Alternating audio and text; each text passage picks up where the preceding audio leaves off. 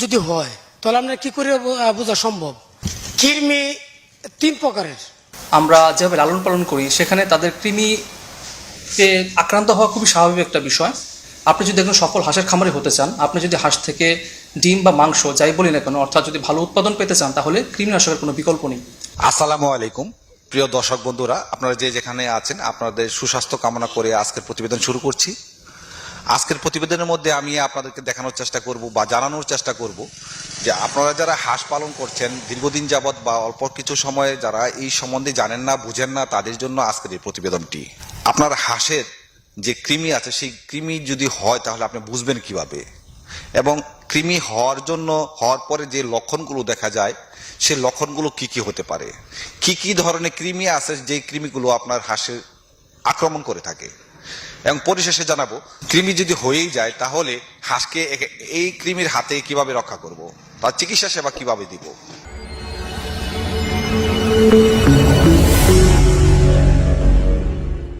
আসসালামু আলাইকুম, আমি খায়রুল ইসলাম। আমার খামারের নাম হচ্ছে মায়ের দোয়া হাঁসের খামার এন হ্যাচারি। আমি তো বাচ্চা ফুটাই। আমরা যেটা বলি আমরা তোষ পদ্ধতি এবং পারিকেল পদ্ধতি। আমাদের কাছ থেকে বাচ্চা আপনার জিরো বাচ্চা থেকে যে কোনো বয়সের, আপনি 1 মাস কোন, 2 মাস কোন, 3 মাস কোন, 4 মাস কোন, 5 মাস কোন, আর রানিং 6 মাস, আমাদের কাছে যে কোনো বয়সের হাঁস আমাদের কাছে অলরেডি আছে। আপনারা যদি কেউ নিতে চান আমার সাথে যোগাযোগ করেন, ইনশাল্লাহ আপনারা আমি দিয়ে থাকবো। আমি আজকে আপনার সামনে দুইটা কথা আমি তুলে ধরছি। কৃমি যদি হয় তাহলে আমরা কি করে বোঝা সম্ভব? কৃমি যদি হাঁসের থাকে সেক্ষেত্রে হাঁসটা খাওয়ার মাধ্যমে লুচি কম থাকবে, খাবে কম, তুলনামূলক কম খাইবে, হাঁসটা থাকবে দুর্বল, মানে হাঁসটা হালকা হয়ে যাবে। আর আরেকটা বিষয় হচ্ছে যে আপনার হাঁসটা এই যে ফলকগুলি আছে এগুলো আপনার কেমন উস্কা উস্কা থাকবে। আপনারা সেক্ষেত্রে আপনারা বুঝতে পারবেন যে আমার হাঁসের হয়তো কৃমি হইতে সম্ভব। আপনারা ওই জিনিসটা একটু আমরা খেয়াল করবেন যে হাঁসটা সকালে সারার কালি আপনার সকালে পায়খানাগুলো দেখবেন, এই পায়খানাগুলো মানে কৃমি লড়বে। আর ওই পায়খানাগুলায় আপনার যে রক্তগুলো যাবে ওই রক্তগুলো আপনার থাকবে লাল এবং লগের মতন লালি লালি থাকবে। এতে করে আপনারা ভাববেন যে কৃমি হইতে পারে এবং হয়েছে, মানে বলতে পারেন যে কৃমি 100% হয়েছে, তো ওটা চিকিৎসা নিতে হবে। কৃমি তিন প্রকারের। একটা হচ্ছে গোল, আরেকটা হচ্ছে চ্যাপ্টা, আরেকটা হচ্ছে পিতা। এরকম ধরনের লক্ষণ হইতে পারে। ওইলে তিনটের কারণ যে হাঁসটা আপনার কৃমির আক্রমণ করে, তো এই হাঁসটা তো আপনার এটা একটা ভাইরাস। এখানে যদি ওই হাঁসটার স্থানে যদি কোনো অন্য হাঁস আসে, ভালো কোনো হাঁস আসে, সেক্ষেত্রে ওইটারও আক্রমণ করতে পারে। পাশাপাশি এরকম হইতে পারে যে খাদ্যের দ্বারায় কিংবা আপনার ওই পানির দ্বারায় আপনার এরকম এই অসুস্থ হইতে পারে। যারা হাঁসের এবং খামার অলরেডি দিচ্ছেন কিংবা দিবেন, যারা প্রস্তুতি নিচ্ছেন, আপনার কাছে আমার অনুরোধ থাকবে ওইটাই যে আপনারা প্রতি উপজেলায় ওই পানি সম্পদ আছেন, সার্জন আছেন, ওনার সাথে পরামর্শ করেই আপনারা সম্পূর্ণ চিকিৎসা করবেন। এবং অথচ যেটা আমি বলবো যে কৃমির যে বিষয়টা নিয়ে, ওইটা আপনারা সবসময় খেয়াল রাখবেন যে কৃমির ওষুধটা কিন্তু এই পানি সম্পদ কর্মকর্তারা ছাড়া আপনারা ব্যবহার করবেন না। ওইটা কিন্তু খাওয়ানোর মাধ্যমে অনেক বিষয় আছে যা হয়তো কম বেশি হইতে পারে। কম বেশি হইলে কৃমির ওষুধটা যদি কিন্তু আপনারা এরকম মনে করবেন না যে এটা পাওয়ার কম কিংবা এটা দুর্বল, এটা কিন্তু বিশাল একটা কিছু। ওইটা আপনারা সবসময় খেয়াল রাখবেন যে আপনারা ব্যাটারি সার্জনের অনুমতি নিয়েই আপনারা ওই কাজটা করবেন। আশা করি আপনারা ভালো থাকবেন। আসসালামু আলাইকুম, আমি doctor Amit Saha, veterinary surgeon, Madan, Netrokona. তো আজকে হাঁস সম্পর্কে যদি কিছু বলতে হয় তাহলে বলতে হবে যে আমরা যারা হাঁস খামার আছে বা হাঁস পালন করি, শুধু হাঁস নয়, যে কোনো প্রাণীর ক্ষেত্রে কিছু কিছু বিষয় খুব বেসিক। যেমন হাঁসের খামারদের ক্ষেত্রে একটি লক্ষণীয় বিষয় হচ্ছে হাঁসের খামারিরা ঠিকমতো টিকা দিতে চায় না। আমার কাছে অনেক রোগী আসে যে তারা টিকা দিতে চায় না, কিন্তু যখন তারা বিপদে পড়ে তখন তারা আমাদের শরণাপন্ন হয়। একই সাথে আরেকটা সমস্যা, সেটা হচ্ছে হাঁসের কৃমিনাশকের বিষয়টা। একটা কথা বলে রাখা ভালো, যেহেতু হাঁস আমরা যেভাবে লালন পালন করি সেখানে তাদের কৃমিতে আক্রান্ত হওয়া খুবই স্বাভাবিক একটা বিষয়।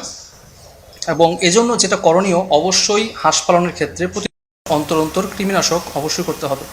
আপনি যদি একজন সফল হাঁসের খামারি হতে চান, আপনি যদি হাঁস থেকে ডিম বা মাংস যাই বলি না কেন, অর্থাৎ যদি ভালো উৎপাদন পেতে চান, তাহলে কৃমিনাশকের কোনো বিকল্প নেই।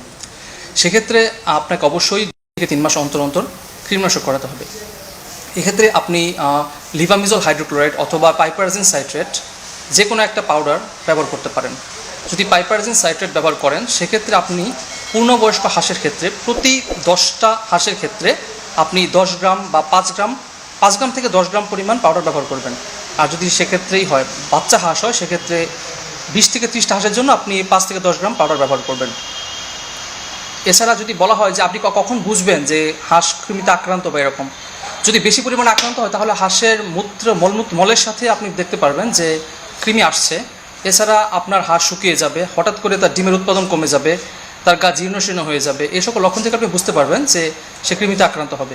আপনি যদি নিয়ম করে কৃমিনাশক ওষুধ খাওয়ান, তাহলে আপনি এই সমস্যা থেকে সহজেই মুক্ত হতে পারবেন। ধন্যবাদ। আপনারা হাঁস পালবেন, একটা কথা আপনারা মনে রাখবেন যে 3 মাস পর পর আপনারা কিন্তু কৃমির ডোজ দিতে হবে। এটা কিন্তু আপনারা একটু খেয়াল রাখবেন এবং এটা নিয়ে একটু আপনারা চিন্তা ধারণা করবেন। যদি আপনারা এগুলো আপনারা না করেন কিন্তু এটা হেলা করেন, সেক্ষেত্রে আমি একটু আগে কি বলছিলাম যে একটা হাঁস আপনারা দেখবেন যে খাওয়ার লুচি থাকবে না, হাঁসটা হালকা হয়ে যাবে, পায়খানা রাস্তা রক্ত যাবে এবং পায়খানা রাস্তায় কৃমি যাইতে পারে যাবে। তো ওই ডিম তো থাকবেই না, এটা পাশাপাশি ডিম থাকবে না। আরেকটা হিসাব হচ্ছে যে হাঁসের যে আমরা লম্বাগুলো আছে, পাকগুলো আছে, এগুলো উস্কা থাকবে। এগুলো নিয়ে আমরা বুঝতে হবে যে আপনি কৃমি হয়েছে। সেক্ষেত্রে আপনার কাছে আমার বারবার অনুরোধ থাকবে, আপনারা হাঁস পালবেন কিন্তু চিকিৎসাগুলো যে আপনারা কখনো মিস করবেন না এবং এটা নিয়ে একটু আপনারা খেয়াল রাখবেন, নজর রাখবেন যেন যখন যেটা লাগে এটা যেন চিকিৎসা যেন কোনো ব্যর্থতা আপনারা না থাকে, চিকিৎসা যেন ফুল্লি থাকে। আপনারা যদি নাও পারেন তো সবসময় আপনারা হয়তো এই ভেটেরিনারি সার্জনের সাথে পরামর্শ করবেন, না হয়তো পাশাপাশি আমি আছি, আমার সাথে আপনার পরামর্শ করতে পারেন। দেখা গেল যে আপনি আমার কাছ থেকে হাঁস নেন নাই, কিংবা যার কাছ থেকে নিয়ে ফোন ধরে নাই, কিংবা তার সাথে আপনার যোগাযোগ হচ্ছে না, সেক্ষেত্রে আমার কাছ থেকে না নিলেও, এই কথাগুলো আমি আবারও আগেও বলছি এখনো বলি, আমার কাছ থেকে যদি আপনারা নাও নেন, সেক্ষেত্রে যদি আপনি আমরা স্মরণ করেন, ইনশাল্লাহ আমি আপনার কথা দিলাম যে আমি যতটুকু জানি ইনশাল্লাহ আপনারা আমি পরামর্শ দিয়ে যাব। এতক্ষণ যাবত আমরা কথা বলেছি মায়ের দোয়া হাঁসের খামারের হ্যাচারির মালিক জনাব মোহাম্মদ খালিল ইসলাম ভাইয়ের সাথে। উনি অত্যন্ত সুন্দরভাবে আপনাদেরকে বুঝিয়ে দিয়েছেন, জানিয়ে দেওয়ার চেষ্টা করেছেন যে আপনার কৃমি যদি হয় আপনার হাঁসের, তা সেক্ষেত্রে আপনার কি কি লক্ষণ হতে পারে এবং কি কি সমস্যা তৈরি হতে পারে, আর কি কি ধরনের কৃমি আছে যে কৃমিগুলো হাঁসকে আক্রমণ করে থাকে, আর এই কৃমি হাত থেকে আমরা কিভাবে রক্ষা পাবো তাও আমাদেরকে আজকের এই প্রতিবেদনের মধ্যে জানিয়ে দেওয়া হয়েছে। আশা করি যদি আজকের ভিডিওটি আপনারা সম্পূর্ণ দেখে থাকেন বা মনোযোগ দিয়ে যদি দেখে থাকেন, তাহলে আজকের প্রতিবেদনটি করা সার্থকতা এবং আপনিও হাঁস পালন করে আপনি সার্থকতা অর্জন করতে পারবেন। সবাই মিলে সতর্ক থেকে সামনের দিকে এগিয়ে যাব, এভাবে বাংলাদেশকেও আমরা সামনের দিকে এগিয়ে নিয়ে যেতে পারবো। পরবর্তী প্রতিবেদন দেখার আমন্ত্রণ জানিয়ে আজকে এই পর্যন্তই। আপনারা ভালো থাকুন, সুস্থ থাকুন। আল্লাহ হাফিজ।